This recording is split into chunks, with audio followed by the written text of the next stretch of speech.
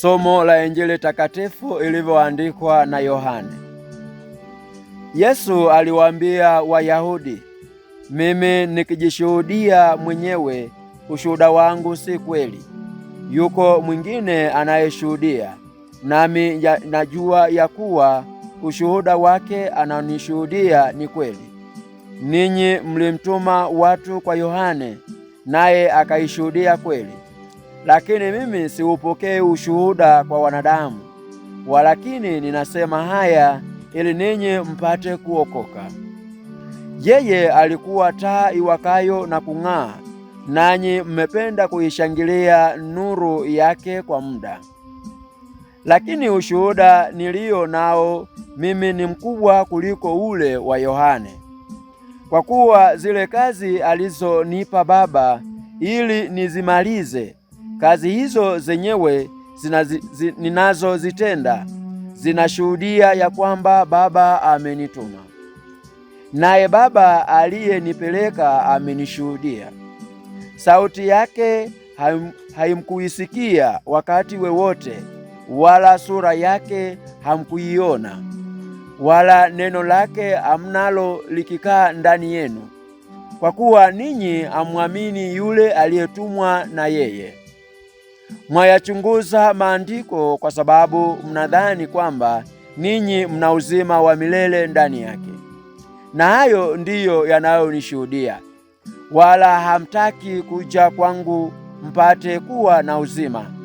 Mimi siupokei utukufu kwa wanadamu, walakini nimewajua ninyi ya kuwa hamna upendo wa Mungu ndani yenu. Mimi nimekuja kwa jina la Baba yangu, wala ninyi hamnipokei. Mwingine akija kwa jina lake mwenyewe, mtampokea huyo. Mwawezaje kuamini ninyi mnaopokeana utukufu ninyi kwa ninyi, na utukufu ule utakao kwa Mungu aliye wa pekee hamutafuti? Msidhani kwamba mimi nitawashtaki kwa Baba. Yuko anayewashtaki, ndiye Musa mnayemtumaini ninyi. Kwa maana kama mngalimwamini Musa, mngaliniamini na mimi, kwa sababu yeye aliandika habari zangu. Lakini msipoyaamini maandiko yake, mtayaamini wapi maneno yangu? Neno la Bwana.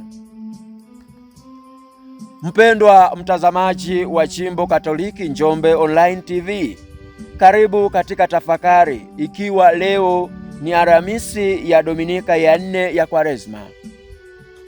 Ndugu zangu wapendwa, katika Injili ya Yohane tuliyosikiliza hivi punde, sehemu ya kwanza inahusu muujiza aliyotenda Yesu siku ya Sabato, na hivyo Wayahudi wanaanza kumshutumu na kumshambulia kwa hoja zao, wakihoji ukuu na uweza wake. Na sehemu ya pili na ya tatu ni majibu ya Yesu kufuatia hoja za Wayahudi. Katika kujitetea, Yesu anaombwa atoe ushuhuda, na hapo anasisitiza kuwa shuhuda wake ni Mungu mwenyewe, Baba aliyempeleka. Yeye anasisitiza kuwa alilolifanya ni kwa ajili ya sifa na utukufu wa Mungu mwenyewe. Aidha, ipo pia changamoto kuhusu jinsi Wayahudi wanavyotafsiri maandiko, huku wakishindwa kuitambua sauti ya Mungu katika maandiko matakatifu haya kwa kujali zaidi sheria.